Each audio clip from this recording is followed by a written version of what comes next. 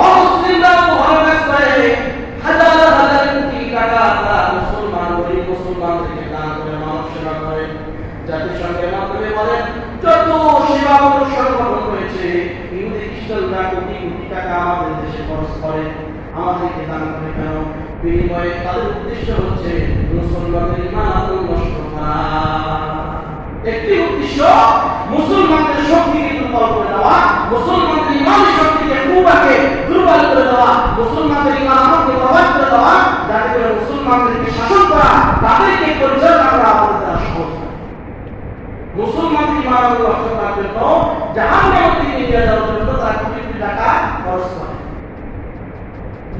শুধুমাত্র দান খয়রাত করলে, দুই চারটা ভালো কাজ করলে যদি জান্নাতে যাওয়া যেত, তাহলে তো দেখবেন যে ফকিররাও কিন্তু অনেক সময় ধনীদের আগে জান্নাতে চলে যেত।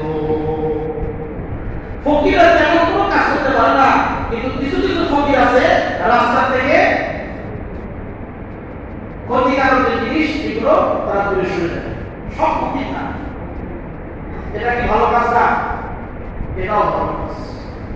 অনেক ফকিররা আছে নিজের নাকে কুকুরকে খাবার দেয়, কুকুরকে ভালোবাসে, মহব্বত করে, বিড়ালকে খাবার দেয়, বিড়ালকে মহব্বত করে ভালোবাসে। এটাও কিন্তু মানুষ সেবার মধ্যে, এটাও কিন্তু বিড়ালের সেবার মধ্যে, পশু সেবার মধ্যে বলে ভালো কাজ কিনা? তারাও তো আগে জান্নাতে যাওয়ার কথা। শুধু ফকিররা, এই পৃথিবীতে হাজার হাজার কোটি টাকার মালিক ইহুদি খ্রিস্টানরা, তারাও কিন্তু কোটি কোটি টাকা দান করে, মানব সেবা করে, ভালো কাজ করে।